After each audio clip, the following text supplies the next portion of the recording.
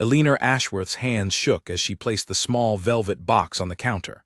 The jeweler looked at her with quiet pity, and that look hurt more than the empty rooms waiting for her at home.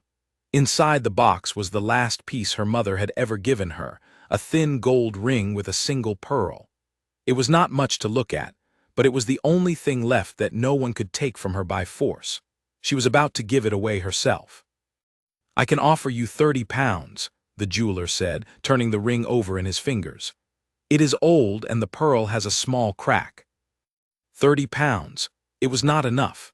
It would barely cover a month of bread and coal, and winter had not even begun. Eleanor swallowed hard and nodded anyway, because there was no other choice left to make. Her daughter, Grace, was waiting at home with an empty stomach and a cough that would not go away, and pride did not fill a child's belly. "Take it," Eleanor said, her voice steady even though her heart was breaking. "I need the money today." As the jeweler counted out the coins, the bell above the shop door rang. Eleanor did not turn around. She kept her eyes fixed on the counter, on the coins being placed one by one into her gloved hand, because if she looked up, she was afraid the tears would finally come, and she had promised herself she would not cry in public again. She had done enough of that in the past year. A tall man stepped into the shop and stopped just inside the doorway. He wore a dark coat that spoke of money and position, the kind of coat that belonged to someone who had never once wondered where his next meal would come from. He glanced at the woman standing at the counter, and something in his chest went still. It was Eleanor. He would have known her anywhere, even after all these years, even with her face thinner than he remembered, and her dress worn at the sleeves. Duke Alexander Whitmore had not seen her since the funeral of her husband, and even then he had kept his distance, standing at the back of the church where she would not notice him among the crowd of mourners. He had loved her since they were young, since long before she ever became Lady Ashworth. He remembered the summer they had spent as neighbors, when she was 17 and full of laughter, when he had been too shy and too careful to ever say what he felt. Then Charles Ashworth had come along, confident and charming, and asked for her hand before Alexander could find the courage to speak his own heart. Alexander had stood at their wedding and smiled, because that was what a friend was supposed to do, and he had buried his feelings so deep that he almost believed they were gone. Almost. Now here she was, in a small jeweler's shop, selling what looked like the very last thing she owned. Alexander stayed near the door, his heart pounding in a way it had not pounded in years. He watched her count the coins twice, as if she could not quite believe how few there were, and then slipped them into a small purse that looked far too thin for a woman who had once worn diamonds at every ball in London. He wanted to step forward. He wanted to say her name, to ask what had happened, to offer whatever help she needed without a single question attached. But something held him back. Pride, perhaps, or fear. Fear that she would see pity in his eyes instead of the truth, and pity was the last thing Eleanor Ashworth would ever accept from anyone. Eleanor turned from the counter and walked toward the door, her chin lifted high, the way she had learned to walk in the last year, as if the world had not taken everything from her. She was 3 steps away from Alexander before she finally looked up and saw him standing there. For a moment, neither of them spoke. The shop around them seemed to disappear, the shelves of rings and necklaces, the ticking clock on the wall, the quiet jeweler pretending not to watch. It was only the two of them, and years of silence sitting heavy between them. "Alexander," she said, and her voice caught on his name as if she had not expected to ever say it again. "Eleanor," he bowed slightly, the way custom demanded, even though every part of him wanted to reach for her hands instead. "It has been a long time." "Yes." She glanced down at the purse in her hand, then quickly hid it in the folds of her cloak, as if she could make him forget what he had just seen. "I did not expect to see you here." "I was passing through on business," he said, which was true, though the words felt hollow now. "I am sorry about Charles. I should have called on you sooner." Something flickered across her face, quick and gone before he could name it. Grief, perhaps, or something closer to exhaustion. "There was no need," she said softly. "Many people did not call. It is easier that way, I think, for everyone." He wanted to ask what she meant by that, but a chime from the shop clock reminded them both that they were standing in the middle of a public place, and there were things that could not be said between strangers who had once been something more. "How is your daughter?" he asked instead, remembering the small girl he had heard of but never met, born just before Charles's health began to fail. Alina's expression softened at the mention of Grace, the first real warmth he had seen since she turned and recognized him. "She is well, growing fast. She asks questions I cannot always answer." A small, tired smile touched her lips. "She wants to know why we no longer live in the big house with the garden." Alexander felt something twist inside his chest. He knew, of course, that Charles had left debts behind. Everyone in their circle had heard the whispers. But he had not understood how deep the fall had truly gone until this moment, standing in a shop where she had just sold her mother's ring for £30. "If there is ever anything you need," he began, choosing his words with great care, "you have only to ask." Alina's spine straightened, and the softness in her eyes hardened into something more guarded. "That is kind of you, Alexander, but we manage well enough on our own." She stepped past him toward the door, then paused, as if some part of her did not want the conversation to end so quickly. "It was good to see you again." "And you," he said, watching her walk out into the gray afternoon light, her shoulders squared against a world that had given her very little reason to hold them so high. He stood in the shop for a long moment after she had gone, staring at the door as though she might walk back through it. The jeweler cleared his throat behind the counter, and Alexander turned to find the man watching him with quiet understanding, the kind that came from years of seeing people's most private moments of loss laid out across his counter. "She has been in here 3 times this month," the jeweler said, not unkindly, "each time with something smaller than the last." Alexander's jaw tightened. 3 times. "Yes, sir, a bracelet first, then a brooch. Today, the ring." The jeweler hesitated, then added, "I would not normally speak of a customer's business, but you seem to know the lady, and I think someone who cares for her should know how little she has left to sell." The words settled over Alexander like a weight he could not shake. He thanked the jeweler and stepped outside into the cold afternoon, his mind racing through everything he had just learned in the span of a few short minutes. Alina, proud and unbending, was quietly starving in plain sight of a city that had once adored her, and she would rather sell every piece of jewelry she owned than ask a single soul for help. He walked slowly down the street, his thoughts turning back through the years to that summer when they were young, when he had watched her laugh beneath the apple trees and told himself there would be time enough later to speak his heart. Later had never come. Charles had gotten there first, and Alexander had spent more than a decade convincing himself that his feelings for her belonged to the past. But standing in that shop, watching her count out £30 for her mother's ring, he understood that nothing about his feelings had changed at all. They had simply been waiting, patient and quiet, for a moment like this one. He did not know yet what he would do. He only knew that he could not simply walk away and pretend he had not seen what he had seen. Somewhere behind him, a carriage rattled past, carrying Alina and her thin purse back toward whatever small rooms she now called home, and Alexander stood on the cold street corner, watching it disappear, already beginning to form a plan he was not yet ready to name. The city moved around him, indifferent to the quiet storm building in his chest. Somewhere in this same city, a little girl was waiting for her mother to come home, not knowing that her mother had just given away the last piece of gold that connected her to the woman she once was. And somewhere close by, a man who had loved that woman in silence for more years than he cared to count was beginning to understand that silence was no longer something he could afford. He turned his collar up against the wind and began to walk, his mind already reaching toward tomorrow, toward whatever it would take to see Alina Ashworth safe again, even if she never learned exactly who had helped her. The knock on the door came sharper than usual that morning, and Alina knew before she even opened it who would be standing on the other side.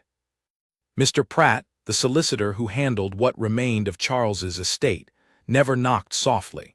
He knocked the way a man knocks when he has bad news and wants to deliver it quickly, before his own nerve fails him. "Lady Ashworth," he said, removing his hat as she opened the door. I am sorry to call so early. You are never sorry, Mr. Pratt, Eleanor said, stepping aside to let him in. You simply come. He had the decency to look uncomfortable at that, though it did not stop him from following her into the small sitting room, the only room in the rented house that still held a few pieces of decent furniture. He glanced around at the bare walls, at the pale squares where paintings once hung before she sold them, and cleared his throat. There is a matter of the remaining debt on the townhouse, he began. The bank has been patient, my lady, more patient than most would have been, but they cannot extend the terms any further. There is a payment due by the end of the month. Eleanor sat very still, her hands folded in her lap the way her mother had taught her, a posture meant to hide whatever storm might be happening underneath. How much? £200. The number hung in the air between them, impossible and cruel. Eleanor had perhaps £40 left in the house, most of it already promised to the butcher and the coal merchant, and Grace's cough had not improved despite the doctor's visits, which cost money she did not have either. I do not have £200, Mr. Pratt, she said quietly. You know that I do not. I know, my lady. He shifted in his seat, clearly wishing he were anywhere else. Lord Ashworth left more debts than assets when he passed. I have done what I can to delay the creditors, but there is only so much delay a man can buy. If the payment is not made, the bank will take possession of the house. It is not mine to sell, my lady. It was never truly free of the loan against it. Eleanor closed her eyes for a moment, remembering the year before, when Charles first fell ill and she had begun to understand, slowly and painfully, just how much he had hidden from her. He had gambled more than she ever knew. He had borrowed against nearly everything they owned to cover losses at the card tables, all while smiling at dinner parties and telling her that everything was well. By the time he died, the truth had come crashing down all at once, like a house with no foundation left beneath it. She had sold the townhouse in the city first, the grand one with the garden that Grace still asked about. Then the carriage. Then most of the staff, one by one, until only old Martha remained, refusing to leave despite receiving no wages for the past 2 months. Then came the furniture, the paintings, and now, piece by piece, the jewelry that had once made her the envy of every ballroom in London. I will find a way, Eleanor said, though she did not know how. I always have. Mr. Pratt looked at her with something close to admiration, mixed with the kind of sadness a man feels when he knows a fight is nearly lost. You have shown more strength than most women in your position, my lady. I only wish I could offer more help than warnings. After he left, Eleanor sat alone in the quiet sitting room for a long time, listening to the sound of Grace coughing softly upstairs, where Martha was trying to settle her for a nap. She thought of her husband, and for the first time in months, she allowed herself to feel angry at him, truly angry, for leaving her with nothing but debts wrapped in a good name. She had married Charles because he made her laugh, because he was warm and easy and never made her feel like she had to prove herself.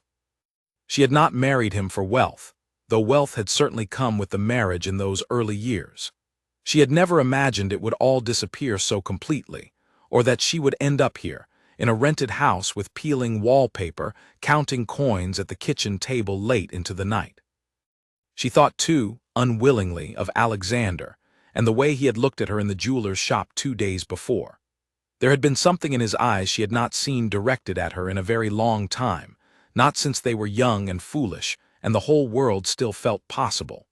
She had pushed the thought away quickly then, and she pushed it away again now, because there was no room in her life for old feelings when there was barely room for bread. The following week brought no relief. Eleanor sold a set of silver spoons that had belonged to her grandmother, and then a small painting of the countryside that Charles had given her on their first anniversary, the one piece of art she had wanted to keep more than any other. The money from both barely covered half of what Mr. Pratt had told her was needed, and the end of the month drew closer with each passing day like a door slowly closing. Grace's cough grew worse before it grew better, and the doctor's visit cost £3 Eleanor did not have to spare. She paid it anyway, because there was no version of herself that would ever choose otherwise, not while her daughter lay pale and shivering in a narrow bed that had once belonged to a nursery far grander than the one she slept in now. "Mama," Grace asked one evening, her small voice thin from coughing, "why don't we live in the house with the garden anymore?" Alina smoothed the girl's hair back from her forehead, searching for words that would not frighten a 6-year-old child. "We are having a bit of an adventure," she said softly. "Sometimes it is good to live somewhere new for a while." "I like the garden," Grace said, her eyes already growing heavy with sleep. "There was a fountain." "I remember," Alina whispered, though the memory ached like a bruise she kept pressing on purpose. "Perhaps one day we will have a garden again." She did not believe her own words, not really. But a mother learns to say things she does not believe when the truth is too heavy for small shoulders to carry. She sat by Grace's bed until the girl's breathing evened out into sleep, and then she went back downstairs to the kitchen table, where the household accounts waited for her like a puzzle with no solution. Martha found her there past midnight, still staring at the numbers, her candle burned low. "You should sleep, my lady," Martha said gently, setting down a cup of weak tea she had somehow managed to make from leaves already used twice before. "I cannot make the numbers add up, Martha," Alina said, her voice cracking for the first time in weeks. "No matter how I arrange them, they will not add up." Martha sat down across from her, an old woman who had served the family for over 20 years and had refused every offer to seek employment elsewhere, though Alina could no longer pay her a proper wage. "You have gotten us through worse months than this one, my lady, though I know it does not feel that way tonight." "I sold my mother's ring," Alina said quietly, staring down at her bare hands. "There is very little left to sell now." "There is you," Martha said firmly. "There is Miss Grace. There is a roof over our heads for a while longer at least.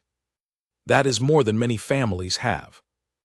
Alina wanted to believe her, wanted to hold on to the small comfort in those words, but the fear sat heavy in her chest as the month drew closer to its end, and £200 remained as far out of reach as the moon.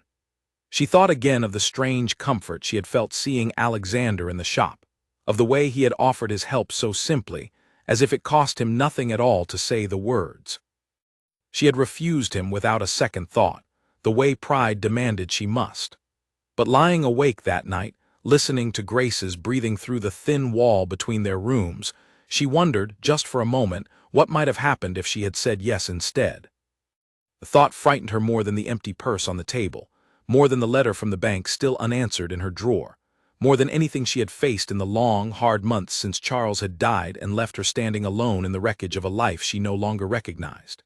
She pushed the thought away, blew out the candle, and told herself that whatever happened next, she would face it the way she had faced everything else. Alone, and on her own 2 feet, no matter how tired they had grown from standing. Alexander had not slept properly since the day he saw Alina in the jeweler's shop. Every night, the same image returned to him, her hands shaking as she handed over her mother's ring, her chin lifted with a pride that could not hide the fear underneath it. He sat now in his study, a glass of untouched brandy beside him, staring at the fire and thinking about a summer more than 15 years gone. He had been 20 years old that summer, home from his studies, restless in the way young men often are when they do not yet know the shape their lives will take. The Ashworth family, Alina's family then, had rented the estate neighboring his own for the season, and it was there, beneath the old apple trees at the edge of the property, that he first truly saw her. She had been 17, quick to laugh, quicker still to argue a point she believed in, utterly unafraid of him in a way that surprised him, given that most young women he met treated him with a caution born of his title. Alina had never cared much for his title. She had cared whether he could keep pace with her on long walks through the fields, whether he could hold his own in a debate about poetry, whether he laughed at the things that struck her as funny. He had fallen for her slowly, the way a man falls for someone he sees every day without quite noticing the falling until it has already happened. By the end of that summer, he knew he loved her, and he told himself there would be time to say so properly, once he had finished his studies, once he had something more to offer than the affection of a second son who would not inherit for many years, if ever. He had been wrong about the time. Charles Ashworth, his own friend from university days, had spent that same summer visiting his family nearby, and where Alexander hesitated, Charles had acted. By the following spring, Charles had asked for Aline's hand, and she had said yes before Alexander even understood what was happening. He remembered the letter that arrived announcing the engagement, remembered reading it 3 times before the words made sense, remembered the strange, hollow feeling of losing something he had never even claimed as his own. He had gone to the wedding. He had smiled and toasted the happy couple, and told himself it was for the best, that Charles was a good man and would make her happy, and that his own feelings were a private matter he would learn to set aside. For years he believed he had succeeded. He built a life of his own, took on the responsibilities that came with his unexpected inheritance of the dukedom after his elder brother's early death, filled his days with estate matters and parliament and the quiet, orderly business of being a man of consequence. He never married. There had been opportunities, of course, mothers eager to introduce their daughters, and a few women he had liked well enough, but none of them had ever made him feel the way Aline had beneath those apple trees, and he could never quite bring himself to settle for less than that feeling, even a decade later. Now she was a widow, selling her mother's jewelry to survive, and he had walked away from that shop without offering anything more than an empty invitation to ask if she needed help, an invitation she had refused within seconds. He understood why. Aline had always been proud, and pride did not soften simply because circumstances grew desperate. If anything, it hardened. He set down his brandy glass and rose from his chair, pacing the length of his study as his mind worked through the problem from every angle. He could not simply appear at her door with money in hand. She would refuse it, and worse, she might never speak to him again, viewing the gesture as pity rather than the truth of what it actually was. He needed another way, a way that did not require her to accept anything directly from him at all. The idea came to him slowly, forming piece by piece over the following days as he made quiet inquiries through people he trusted. He learned, through careful and discreet questions, the name of the solicitor handling the Ashworth estate, a Mr. Pratt who had a reputation for honesty even in difficult circumstances. He learned the name of the bank holding the loan against what remained of the townhouse. He learned, though it took considerably more effort, the address of the small rented house where Aline now lived with her daughter and one remaining servant. Each piece of information settled into him like a stone dropped into still water, sending ripples of anger and sorrow through his chest in equal measure. Anger at Charles, for leaving her in such a state, for hiding the truth of his debts behind smiles and charm, until there was nothing left to hide. Sorrow for Aline, forced to sell everything she owned piece by piece, while maintaining the appearance of dignity for the sake of a daughter too young to understand why the world had changed so completely around her. He thought of the little girl, Grace, whom he had never met but had heard mentioned with such warmth in her mother's voice. A child who had once lived in a grand house with a garden and now lived somewhere far smaller, asking questions her mother could not easily answer. Alexander found himself thinking of Grace almost as much as he thought of Aline, wondering what it must be like for a small child to watch her mother grow thin, and tired trying to hold together a life that kept slipping through her fingers. He called on his old friend, Edmund Caro, a barrister known for his discretion and his willingness to arrange matters quietly on behalf of clients who preferred to remain unnamed. Edmund had helped him before with estate matters, and Alexander trusted him more than almost anyone else in London. "I need your help with something delicate," Alexander said. Once they were seated in Edmund's private office, the door closed against curious ears. "A matter that must remain entirely confidential." Edmund raised an eyebrow but said nothing, waiting for Alexander to continue, the way a good barrister always waited before drawing conclusions. "There is a woman," Alexander began, choosing his words carefully. "A widow, in difficult circumstances following her husband's death. I wish to help her, but she must never know the help comes from me." "May I ask why?" Edmund said, though his tone suggested he already suspected part of the answer. Alexander was quiet for a long moment before he answered, because she would refuse it if she knew. And because my reasons for wanting to help her are not entirely without self-interest, though I intend to act with nothing but her welfare in mind. Understanding passed across Edmund's face, though he was too well-mannered to press further. Tell me what you need, Alexander, and I will see what can be arranged. Over the following hour, they worked out the beginnings of a plan. Edmund would act as an intermediary, using a false name and a story about a distant, deceased relative who had left funds to be distributed anonymously to those in need. Through Edmund, Alexander could settle the debt on the townhouse before it fell into the bank's hands, could quietly buy back the pieces of jewelry Alina had already sold, could ensure that Grace received proper medical care without her mother ever having to sacrifice another single treasured possession.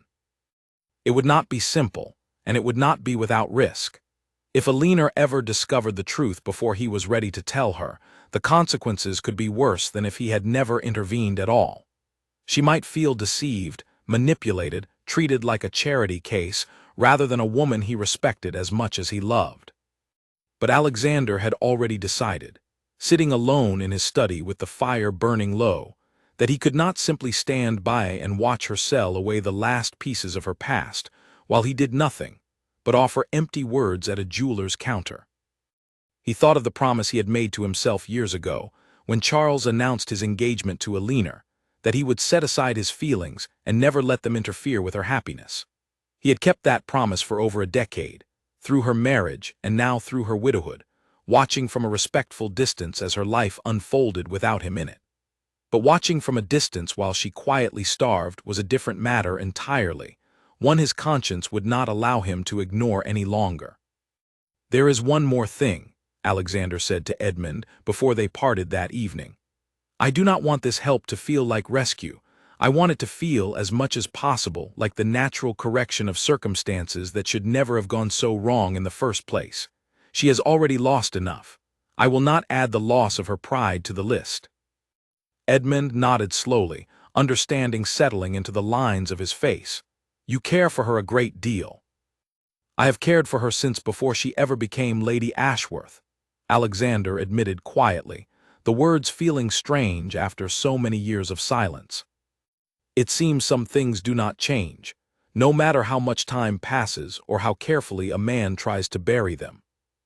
Walking home that evening through the cold London streets, Alexander felt something he had not felt in years, a sense of purpose that reached beyond estate ledgers and parliamentary sessions, and the quiet, orderly loneliness of his life.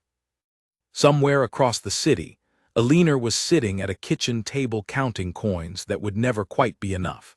And for the first time since Charles's wedding announcement had arrived all those years ago, Alexander finally had a way to act instead of simply watching from the shadows. He did not know how long it would take, or how carefully he would need to move to keep his involvement hidden, but he knew that he would not stop until Alina and her daughter were safe again, whatever the cost to himself, and whatever risk it carried of her one day discovering the truth and turning her back on him forever. Edmund Caro arrived at the bank 3 days later, dressed in the plain, unremarkable clothing of a man of modest means rather than the fine coats he usually wore to court.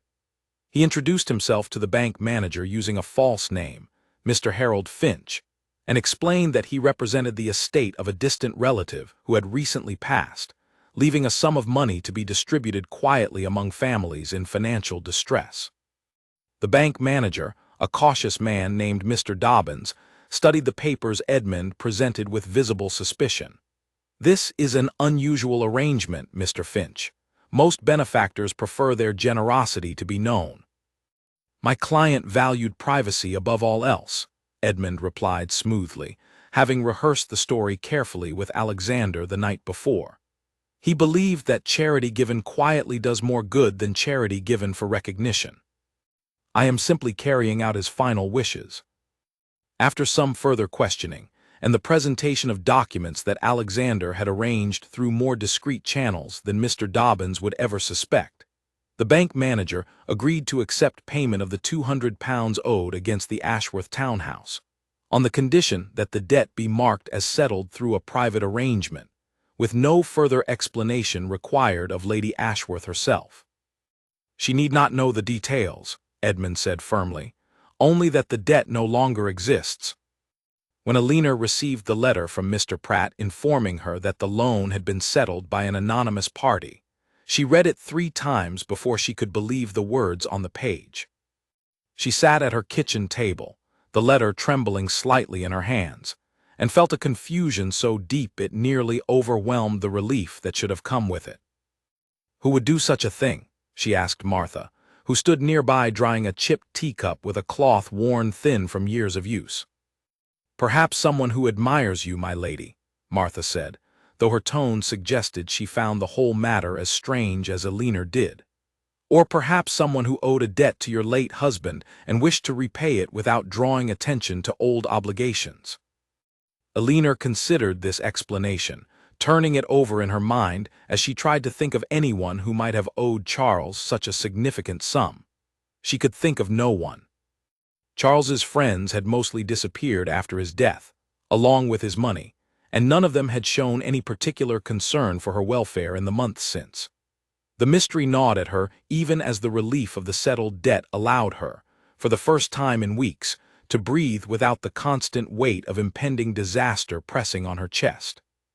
She wrote to Mr. Pratt, asking for any details he might have about the benefactor, but his reply offered nothing more than what she already knew. The payment had come through a barrister named Mr. Finch, representing an anonymous client, and no further information had been provided or requested.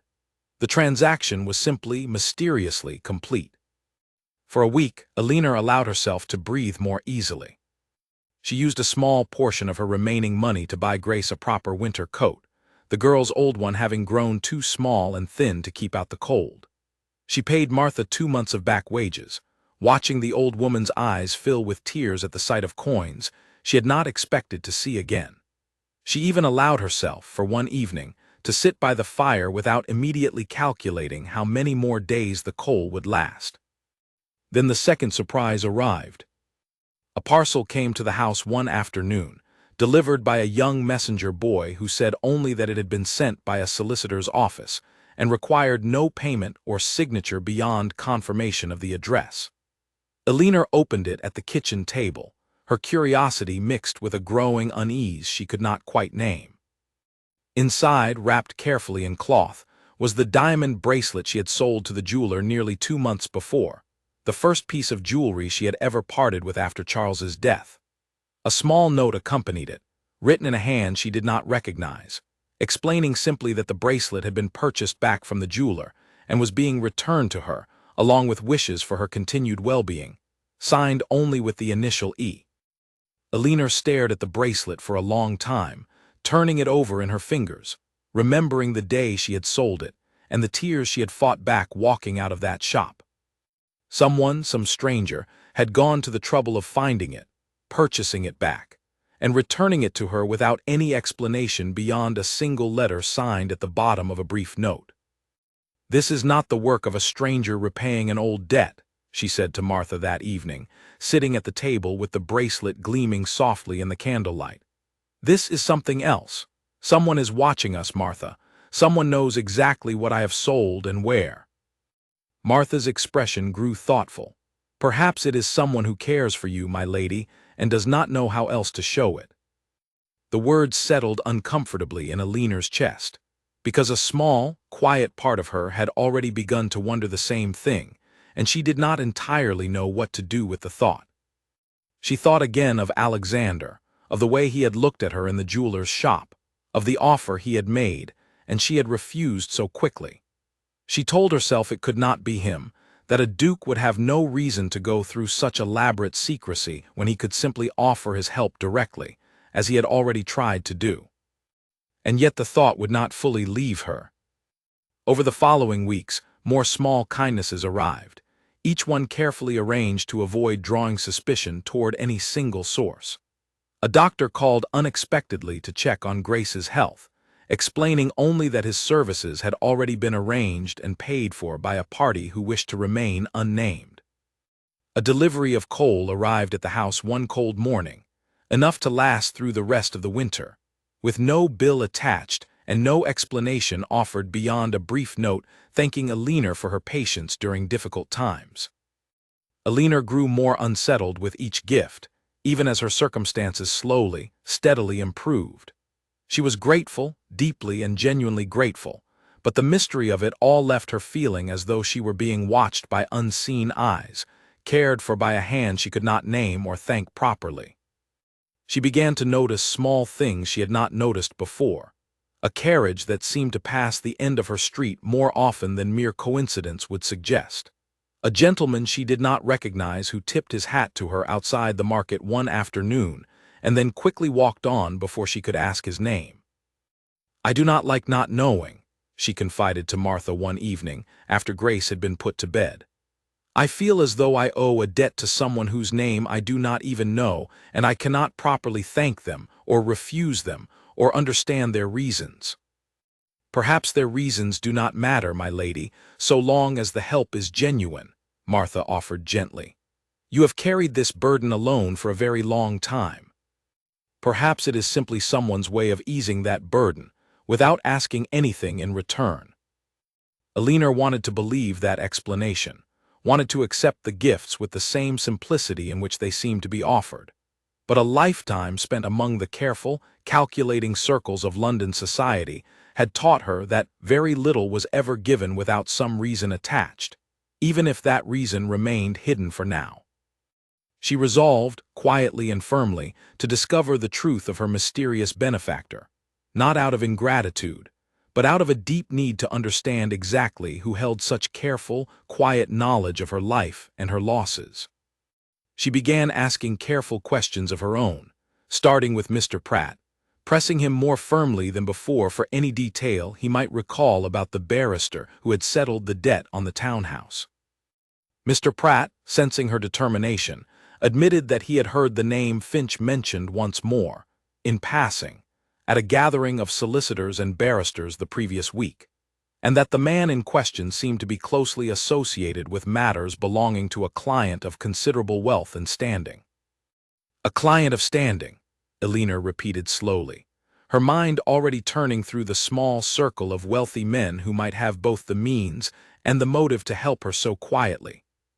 "Did he mention a name, Mr. Pratt?" "He did not, my lady, and I did not press the matter, given the clear wish for privacy on the part of the benefactor."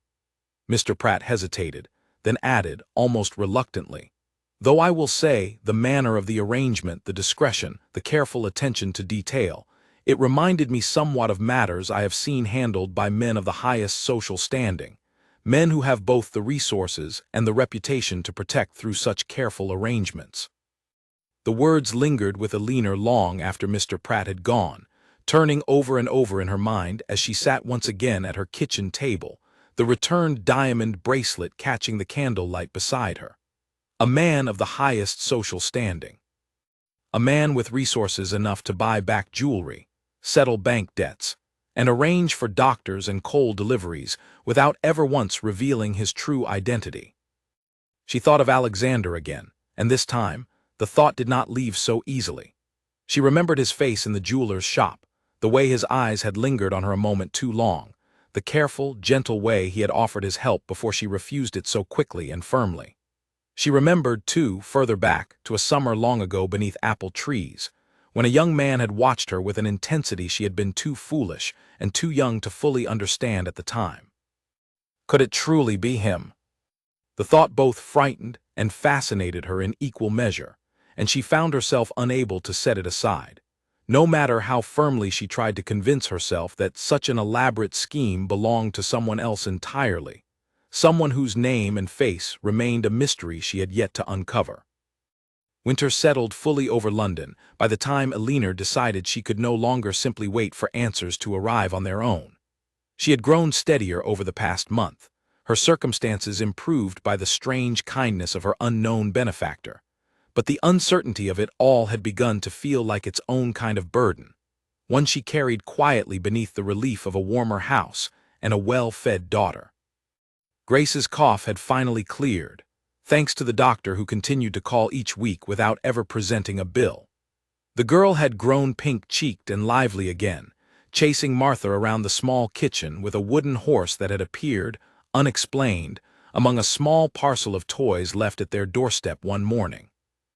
Elinor watched her daughter play and felt a gratitude so large it nearly frightened her, tangled together with a growing determination to understand exactly who had made such joy possible again.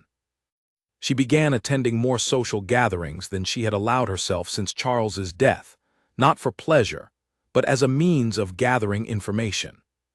She had never enjoyed the careful games of London society particularly, the subtle questions disguised as pleasant conversation, the watchful eyes that tracked who spoke to whom and for how long, but she found herself using those very skills now, turning conversations carefully toward the subject of anonymous charity and quiet benefactors, listening closely for any name that might surface. At a small gathering hosted by an old friend of her mother's, Lady Winslow, Elinor found her opportunity. The conversation had turned, as it often did among the older women present, toward matters of charity and good works, and one guest mentioned, almost in passing, that the Duke of Whitmore had recently been seen in close and frequent consultation with a barrister known for handling delicate matters of estate and inheritance. Frequent consultations, Elinor repeated carefully, keeping her voice light and disinterested even as her heart began to beat faster. Is the Duke expanding his estates, then? I could not say, the guest replied with a shrug. Though it does seem unusual, the Duke has always managed his own affairs quite directly, without need of such frequent legal consultation. My husband remarked on it just last week, wondering if some new venture had caught the Duke's attention. Elinor said nothing further on the matter, but the words settled into her like the final piece of a puzzle she had been slowly assembling for weeks. Alexander. It had to be Alexander, and the moment she allowed herself to fully believe it, a flood of memories and feelings rose up that she had spent years carefully keeping beneath the surface. She thought of the way he had looked at her in the jeweler's shop, the careful concern in his voice when he asked after Grace, the offer of help he had made so simply, as though it cost him nothing at all, though she now understood it had likely cost him a great deal in both money and effort to help her so thoroughly while keeping his own name entirely hidden. She did not confront him immediately. Instead, she watched and waited and gathered further small pieces of evidence, each one strengthening her growing certainty. She noticed that the mysterious gifts always arrived on days when she knew, through careful inquiry, that Alexander was in London rather than away at his country estate. She noticed that the barrister's office used by the anonymous benefactor was located only a short distance from Alexander's own townhouse. She noticed, too, small details in the handwriting of the notes that accompanied each gift, details that began to feel increasingly familiar the more she studied them, though she could not say for certain where she had seen that particular slant of letters before. It was Grace, in the end, who provided the final piece of confirmation, though the girl had no idea of the significance of what she said. Elinor had taken her daughter to the park one afternoon, both of them wrapped warmly against the cold in coats that had, of course, arrived unexplained the previous week, and Grace had pointed excitedly at a passing carriage. "That is the man who smiled at me, Mama," Grace said, tugging at Elinor's sleeve. "The one from the market. He gave me a sweet from his pocket and told me I had a very fine hat." Elinor followed her daughter's pointing finger and saw, through the carriage window, a familiar face turning quickly away, as though caught in the act of watching them from a distance. Alexander. She would have known him anywhere, and the sight of him quickly averting his gaze, clearly hoping to avoid being seen, confirmed everything she had begun to suspect over the past weeks. That evening, after Grace had gone to sleep, Elinor sat at her kitchen table and wrote a short, carefully worded letter, requesting that Duke Alexander Whitmore call upon her the following afternoon, on a matter of some importance. She did not explain her reasons in the letter, only that the matter required his personal attention and could not wait. Alexander received the letter the next morning with a mixture of confusion and dread that settled heavily in his stomach. He had been so careful, so meticulous in maintaining his anonymity through Edmund's careful arrangements, and he could not imagine what business Alina might have with him that would require such formal correspondence. He told himself it was likely nothing more than a social matter, an invitation to some gathering or another, but a small, nervous voice in the back of his mind suggested otherwise. He arrived at her small rented house the following afternoon, dressed carefully but not extravagantly, mindful of the modest surroundings he was about to enter. Martha answered the door and led him into the sitting room, where Alina sat waiting, her posture straight and composed, though her eyes carried a tension he could not quite read.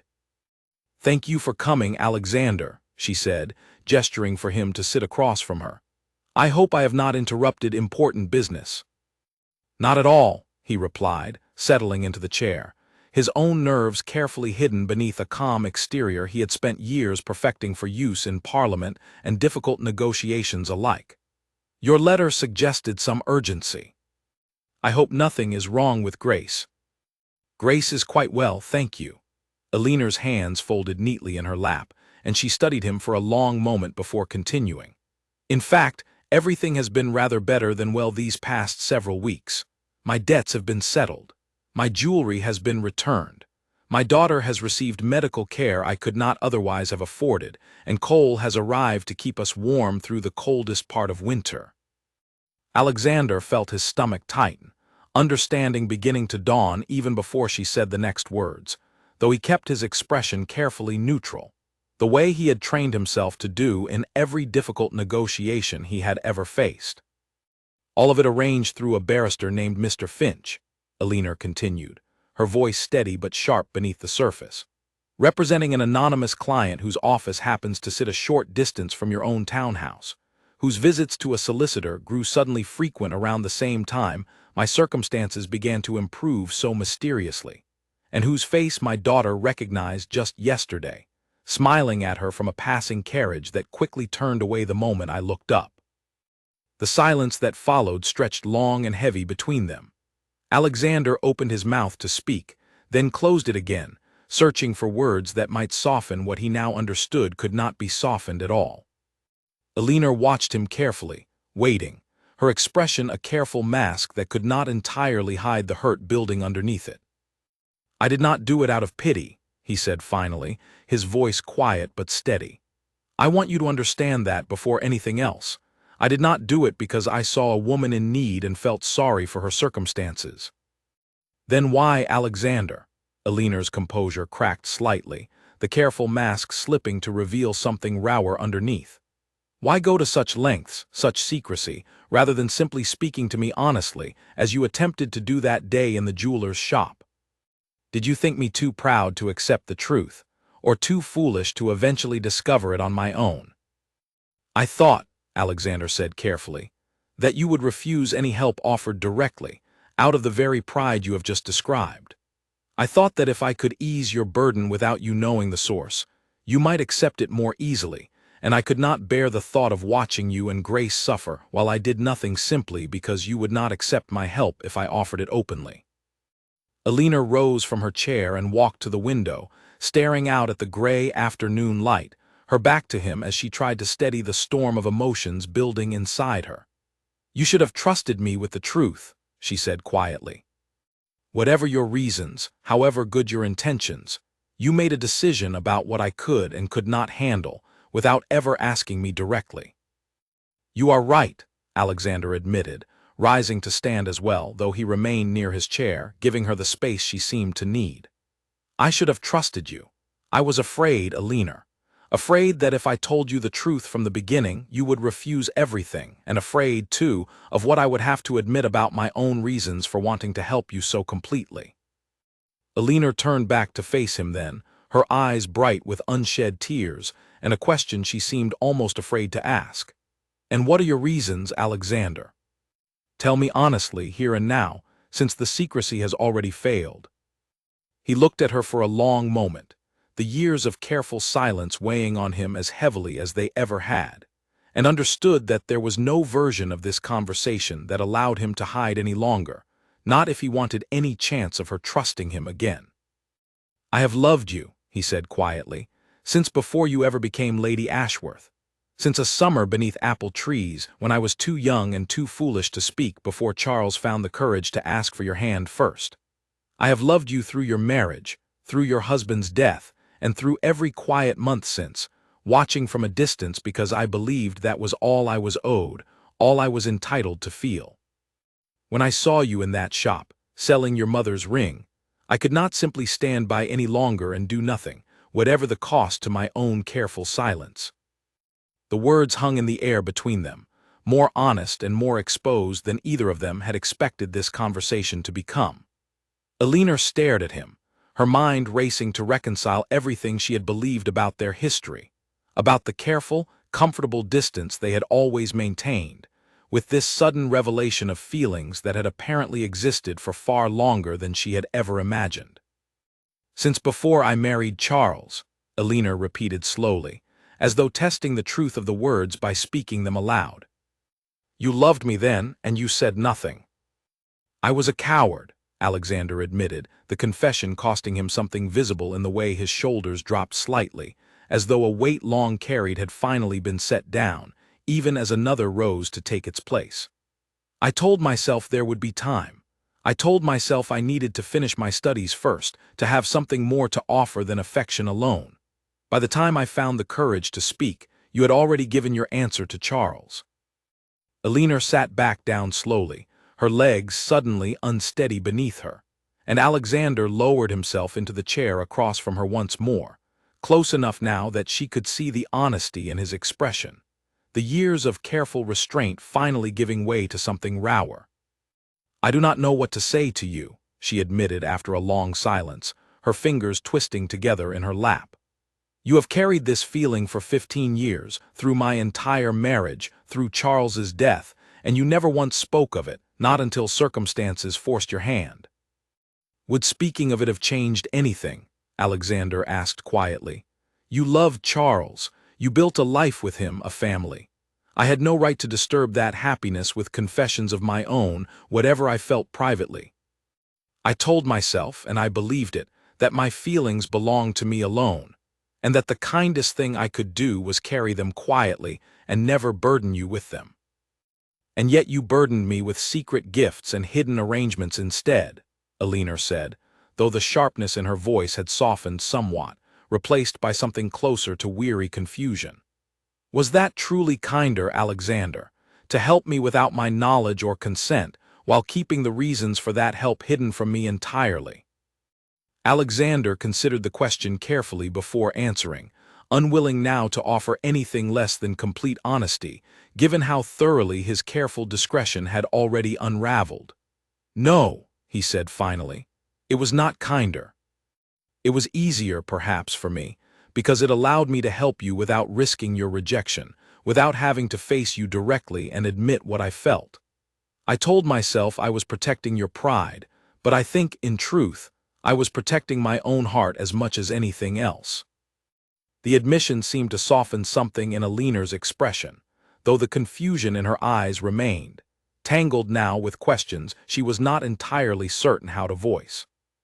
She thought of the past weeks, of the quiet gifts that had arrived without explanation, of the strange comfort she had felt even amid her uncertainty about their source, and she wondered how much of that comfort had come simply from knowing, somewhere in the back of her mind, that someone was watching over her and Grace with genuine care, even before she understood who that someone truly was.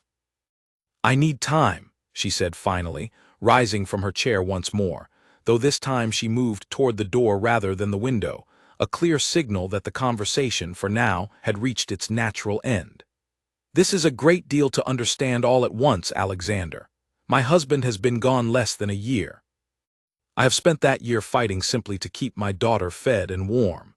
And now you tell me you have loved me since before I ever married him, and that you have spent weeks quietly rearranging my entire life without my knowledge." "I understand," Alexander said, rising as well, though he made no move to close the distance between them. "I will not press you for an answer, Elinor, today or any time soon. I only ask that you believe my intentions were never to deceive you out of disrespect, but out of a fear I should have overcome far sooner than I did." Elinor nodded slowly, though she said nothing further as she walked him to the door. Before he stepped outside into the cold afternoon air, he turned back to face her one final time. "The gifts," he said quietly, "the settled debts, the returned jewelry, none of it comes with any expectation attached.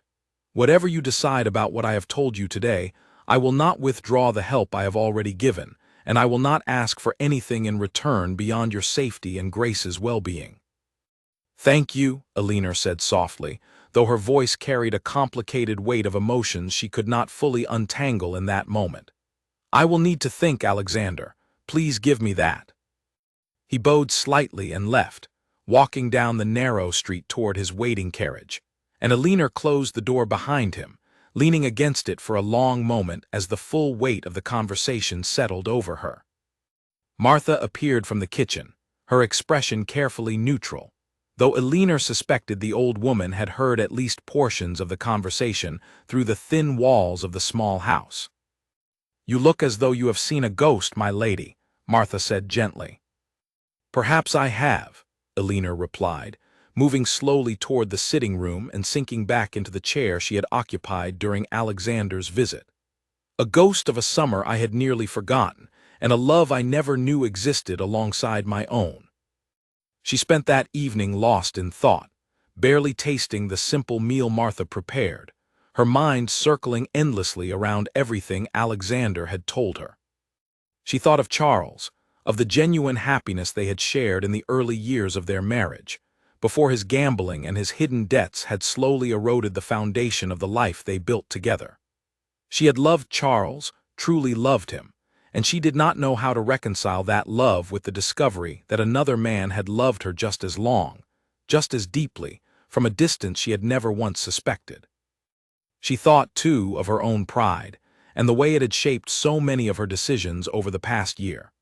She had refused help from friends, from distant relatives, from anyone who offered assistance directly, because accepting help had always felt, to her, like admitting a kind of defeat she was not prepared to accept.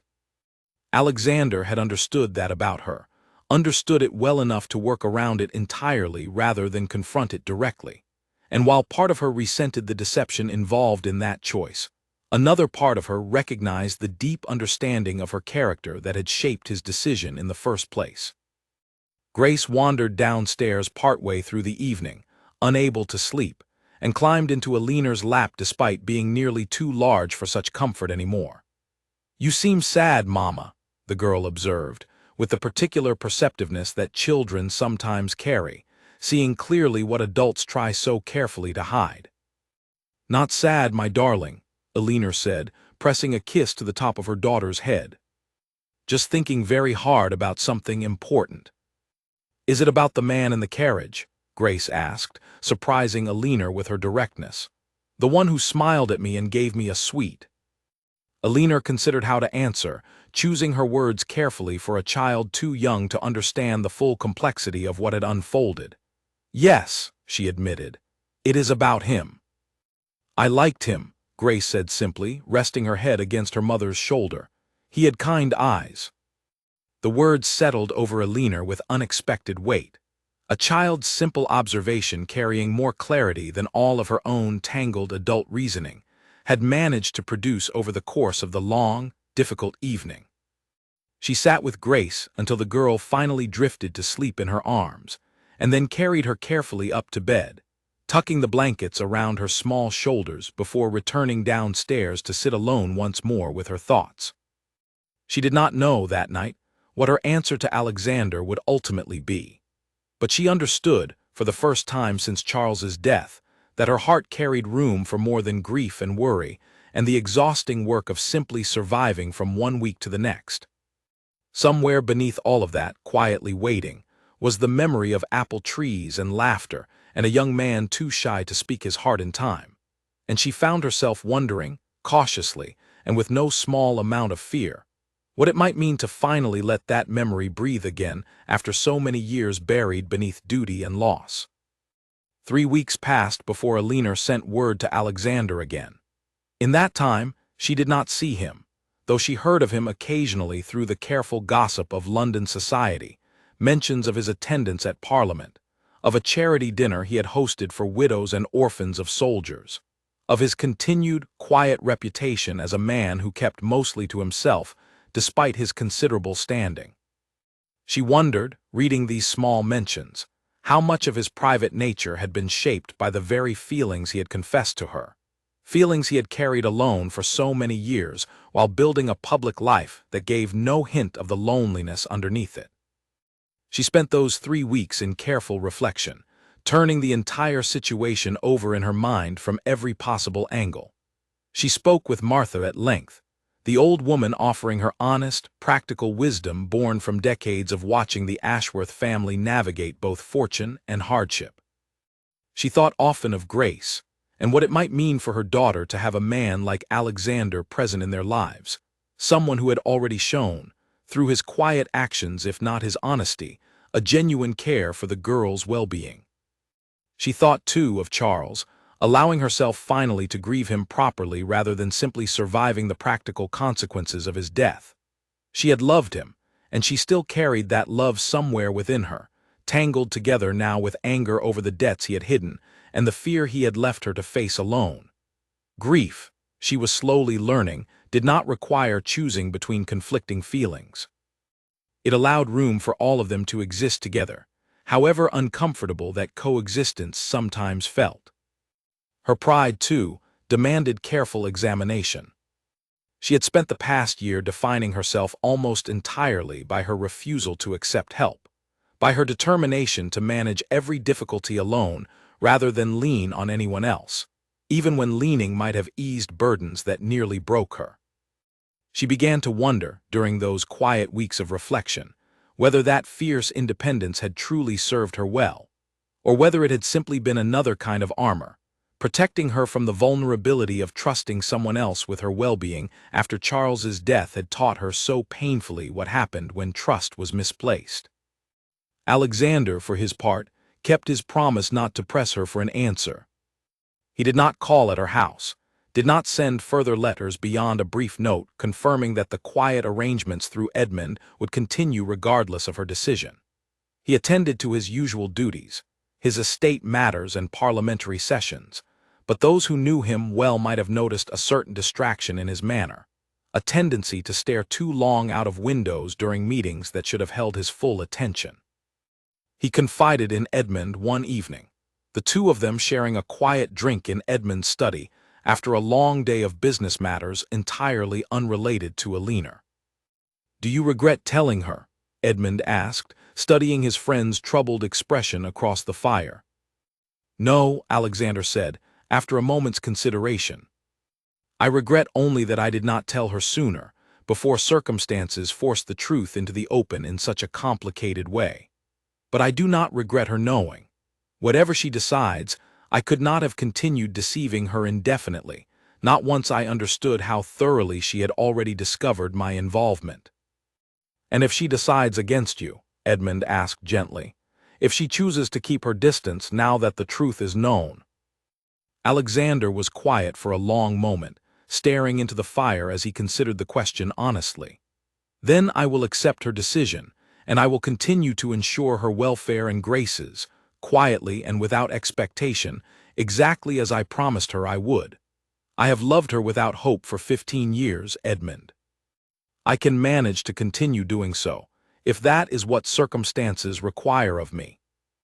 The words carried a weary resignation that troubled Edmund, who had watched his friend carry this particular burden with more patience than most men could manage, and he found himself hoping, for Alexander's sake as much as Alina's, that the story might yet find a happier resolution than continued quiet devotion from a careful distance.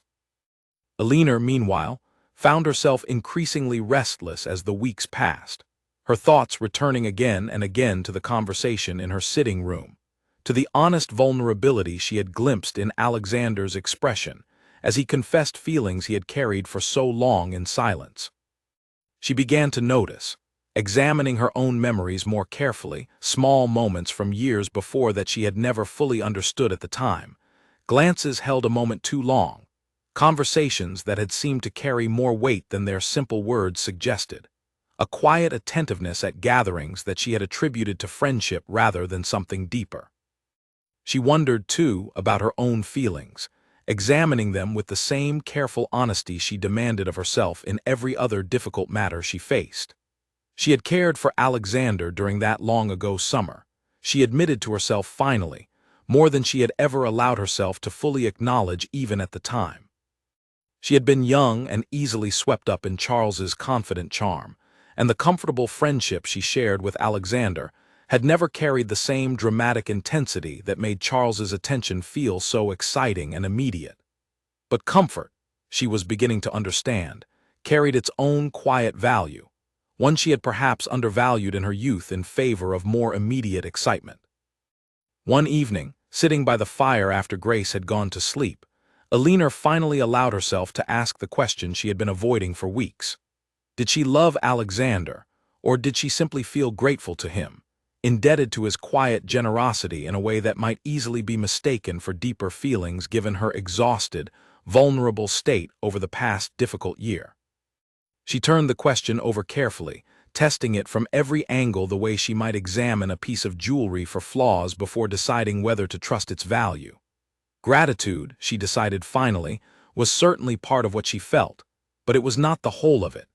When she thought of Alexander, she did not think primarily of debts settled or jewelry returned. She thought of his eyes in the jeweler's shop, of the careful honesty in his confession, of the way Grace had described his kindness with such simple, unguarded clarity. She thought of apple trees and laughter and a summer she had nearly forgotten, and she understood, sitting alone by her fire with these realizations settling over her, that whatever she felt for Alexander extended well beyond simple gratitude. The understanding did not resolve every question, however. She still carried fear of trusting again after Charles's hidden debts had taught her so painfully what happened when trust was misplaced. Fear of what society might say about a widow moving so quickly toward another man. Fear, too, of what it might mean for Grace to navigate a new family arrangement so soon after losing her father. But beneath all of that fear, Alina found something steadier taking shape, a quiet certainty that she did not wish to spend the remainder of her life keeping Alexander, and the feelings he had confessed, at a careful, protective distance. She decided, finally, on a cold evening near the end of the third week, that she would visit him directly, rather than sending another formal letter requesting his presence at her own house. If she was going to answer him honestly, she wanted to do so on ground that belonged to neither of them entirely, in a manner that reflected her own agency in the decision rather than simply responding to circumstances he had arranged. She spent that final evening before her visit preparing carefully, not for vanity's sake, but because she wanted to face him as the woman she had become over this difficult year, strong and capable despite everything she had lost, rather than as the desperate widow who had first caught his attention in a jeweler's shop selling her mother's ring. She wanted him to understand, clearly and without confusion, that whatever answer she brought to him the following day came from her own genuine feelings and careful reflection, not from desperation or gratitude alone, but from a heart that had finally found room to consider the possibility of love again, after a year spent almost entirely consumed by grief and survival. Alexander's estate sat at the edge of the city, a grand house surrounded by gardens that even in winter carried a quiet, dignified beauty, bare trees, standing like careful sentries along the long drive leading up to the entrance. Alina arrived in the early afternoon, having left Grace in Martha's care with a promise to return before evening, her heart beating faster with each turn of the carriage wheels bringing her closer to a conversation she had spent 3 weeks preparing to have. The butler who answered the door recognized her immediately, though he was too well trained to show any particular surprise at her unannounced arrival. He led her through the entrance hall, past portraits of Whitmore ancestors watching down from the walls with expressions of careful dignity, and into a study where Alexander sat working through a stack of correspondence, unaware yet of the visitor about to interrupt his afternoon.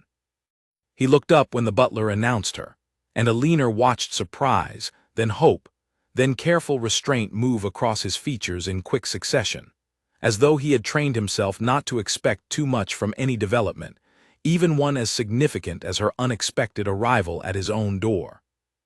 "Alina," he said, rising quickly from his desk, I did not expect you." "I know," she said, stepping further into the study as the butler withdrew, closing the door quietly behind him. "I wanted to come to you directly, rather than sending another letter asking you to come to me." Alexander gestured toward a pair of chairs near the fireplace, and they sat, the space between them charged with a tension neither of them seemed inclined to break too quickly. Alina reached into the small bag she carried and withdrew a familiar velvet box, setting it carefully on the table between them. "My mother's ring," she said, watching his expression as he recognized the box. "I found it returned among my things last week, though no note accompanied it this time.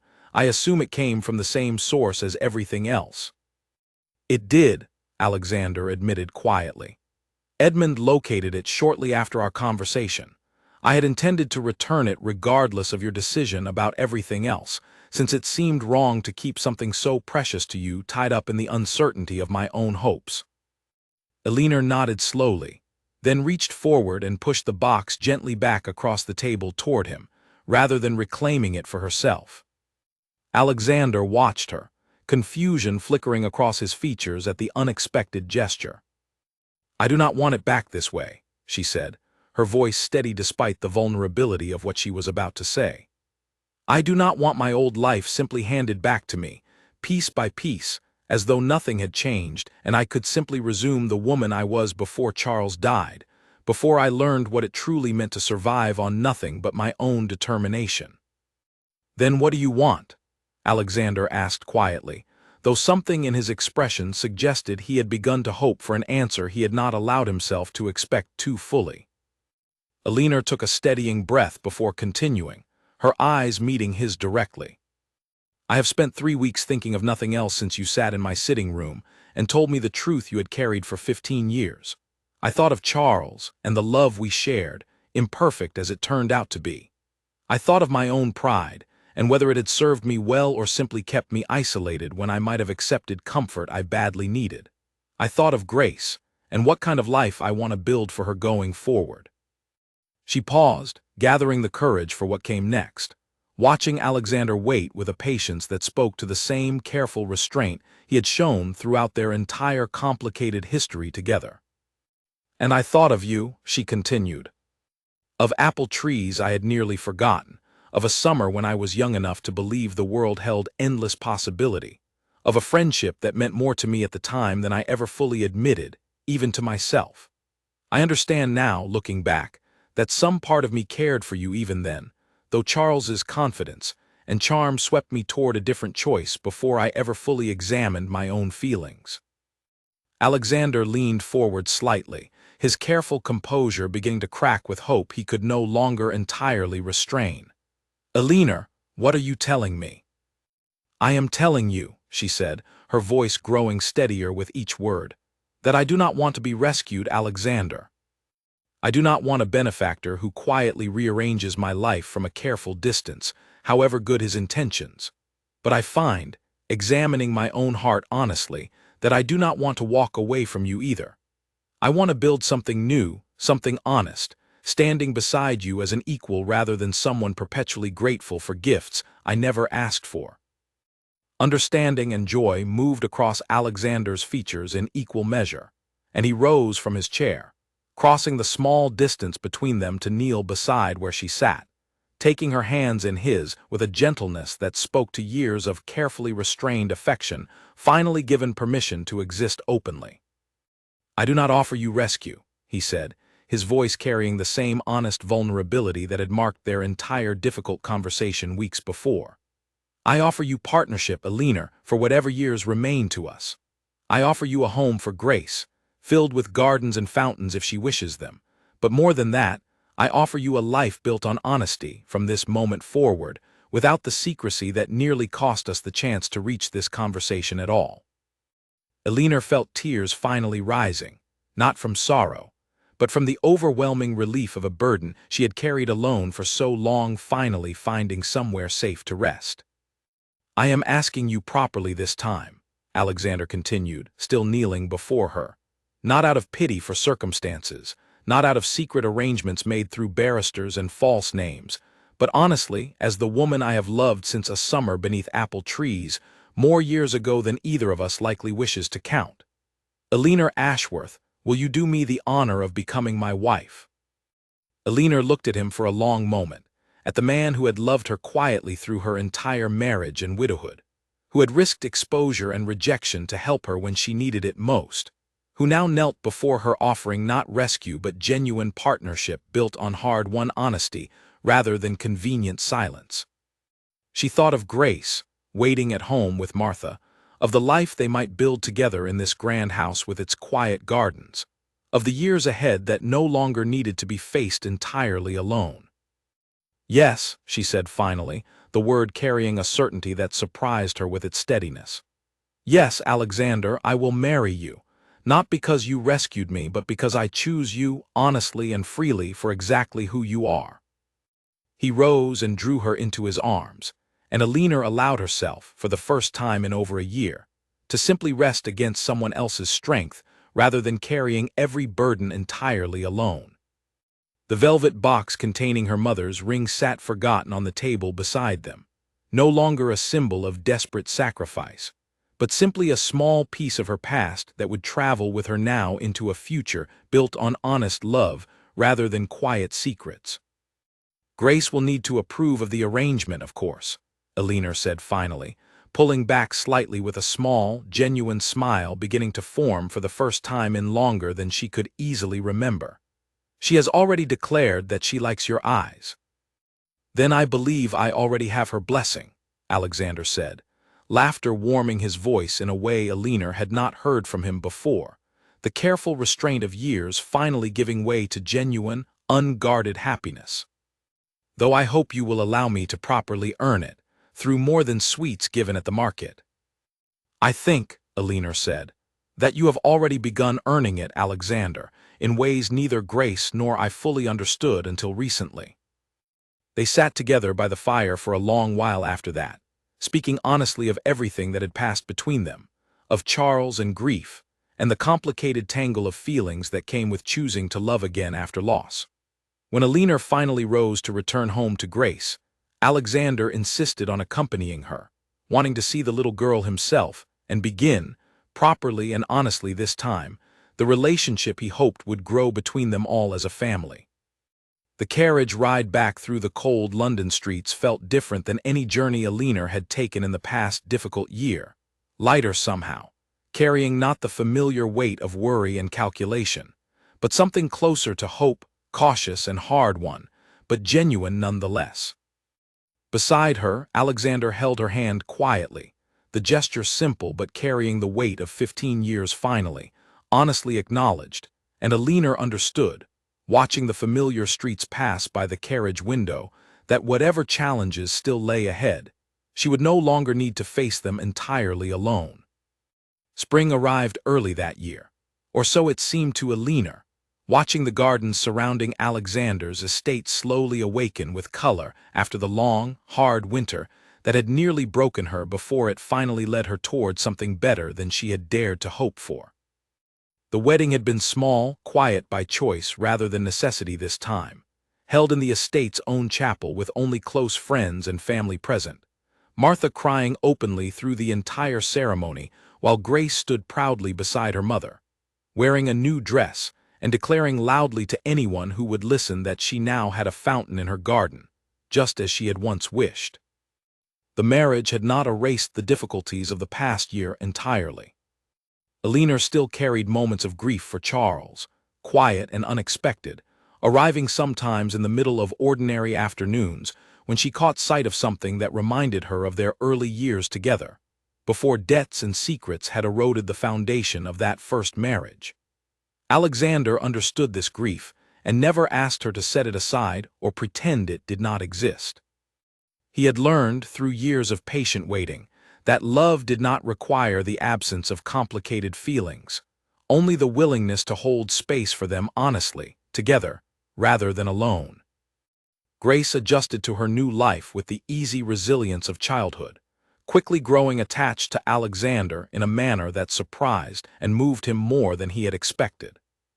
She followed him through the estate grounds, asking endless questions about everything from the horses in the stable to the history of the paintings lining the hallways.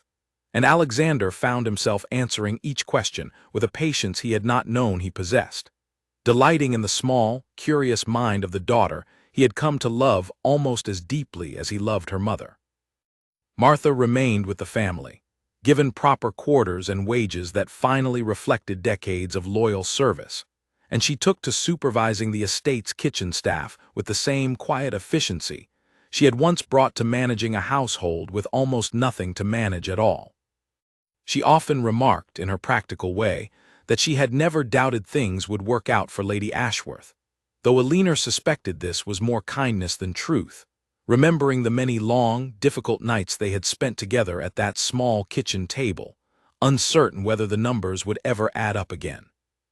Edmund Caro became a frequent visitor to the estate, his role in bringing Alexander and Alina together earning him a permanent place of honor within the family's gratitude, though he insisted, with characteristic modesty, that he had simply carried out instructions given by a man too stubborn to speak his own heart directly for far too many years.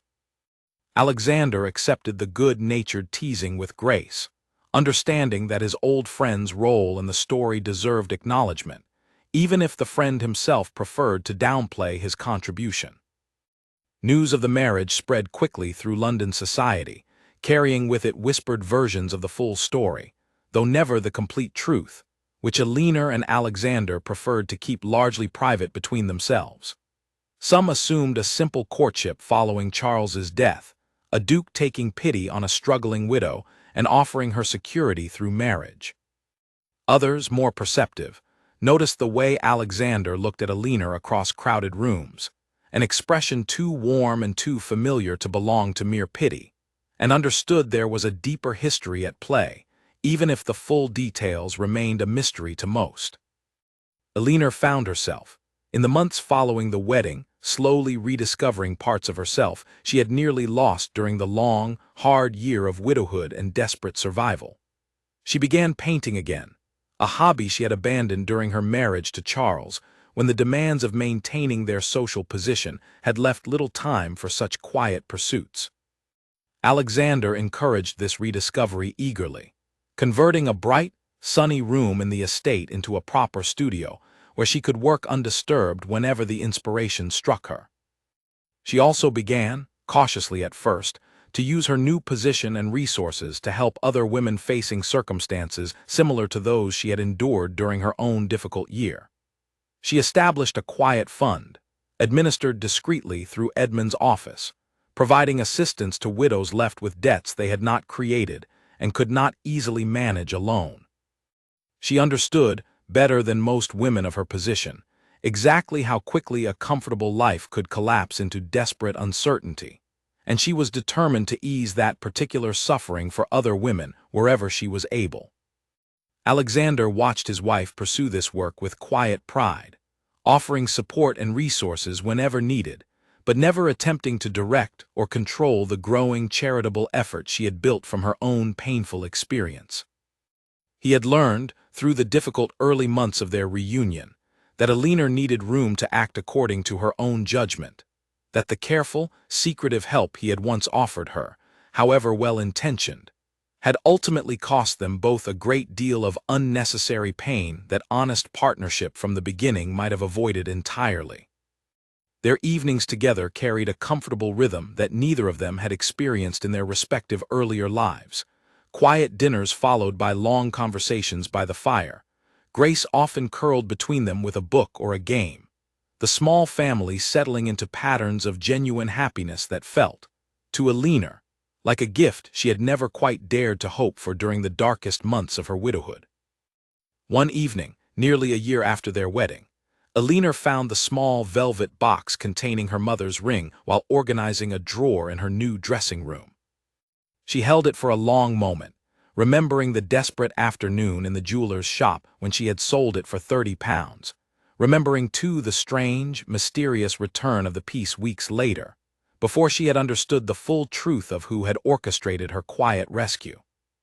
She wore the ring that evening to dinner, and Alexander noticed immediately.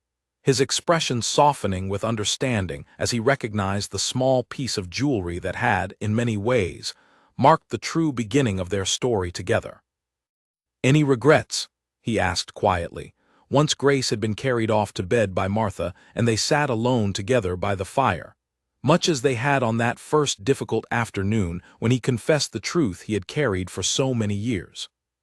Elinor considered the question seriously, turning the ring on her finger as she thought back over everything that had brought her to this quiet, comfortable evening. "None," she said finally, meeting his eyes with the same honest directness that had characterized their relationship since that difficult, revealing conversation nearly a year before. "The path here was harder than I would have chosen, given the choice. But I do not think we would have arrived at this same honest partnership without walking through that difficulty together, and learning, both of us, the cost of secrets kept too long." Alexander reached for her hand, the ring catching the firelight between them, a small symbol now not of desperate sacrifice, but of a love that had survived years of silence, near loss, and eventual honest confession, emerging stronger for having weathered such difficult tests. Outside, the estate gardens continued their quiet spring awakening, the fountain Grace had so wanted finally running again after years of neglect, filling the evening air with the gentle sound of water finding its way home, much as Elinor herself had finally found her own way home, not through rescue, but through the harder, more honest path of choosing love freely, on her own terms, after everything she had lost had taught her exactly what she valued most in the life still ahead of her.